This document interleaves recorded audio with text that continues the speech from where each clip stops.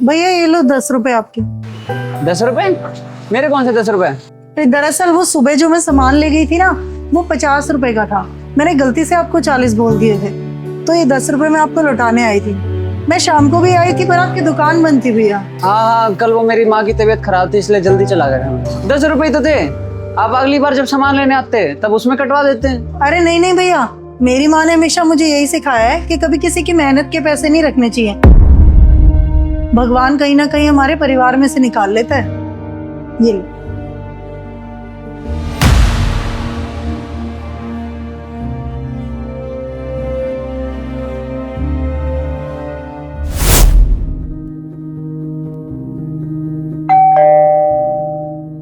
अरे साहिल तू। भैया नमस्ते। क्या हुआ साहिल, दुकान का सामान टाइम पे नहीं पहुंचा क्या?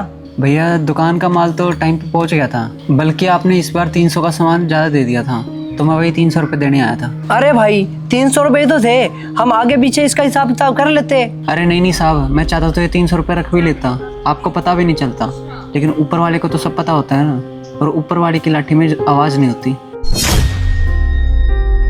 ये 300 रुपए क्या पता मेरे परिवार को कहाँ दुख दे जाए। आखिरकार हम कमाते तो अपने परिवार के लिए ही है ना।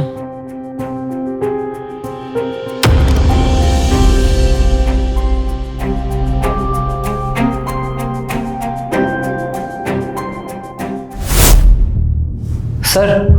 हाँ जी, आप कौन? आप मुझे नहीं जानते, लेकिन आपकी कंपनी से मेरे पास माल आता है। हर महीने 3 लाख का सामान आता है, जिसमें से मैं 2,75,000 ही पे करता हूँ और 25,000 मैं खुद रख लेता हूँ।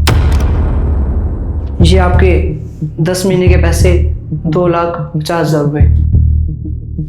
अरे ये बात तो मुझे पता भी नहीं थी, और तुम चाहते तो ये पैसे तुम रख भी सकते थे, तो तुम लौटाने क्यों आए हो?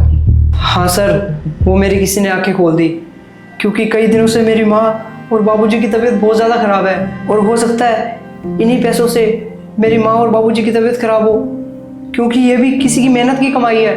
इन पैसों के बारे में आपको तो नहीं पता, लेकिन ऊपर वाले को तो पता है। उसकी लाठी में आवाज़ नहीं होती। शायद तुम ठीक ही कह रहे हो।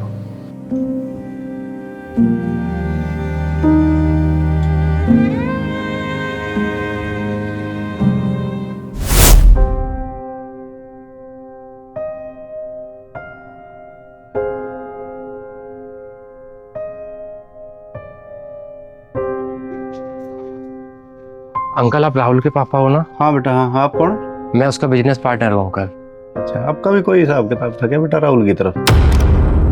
अभी मेरे पास तो कुछ बचा नहीं बेटा, मैंने उसका पूरा कर्जा उतार दिया, सब बेच दिया, मकान भी बेच दिया, ज़मीन थी वो ज़मीन भी बेच दी।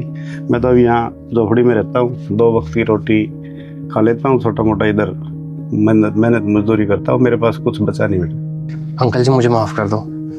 बेटा आप क्यों माफ़ी मांग रहे हो?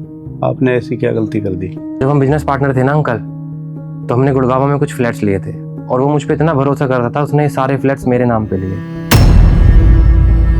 और जब वो गया तो मुझे पता था उसने ये फ्लैट्स के बारे में किसी को बताया नहीं होगा, और ये सच मैंने सबसे छुपाए रखा।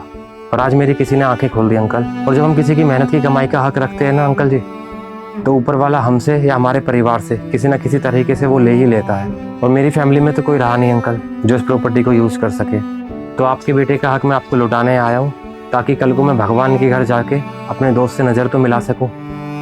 कभी भी किसी की मेहनत की कमाई नहीं मारनी चाहिए, क्योंकि भगवान सब देख रहा होता है।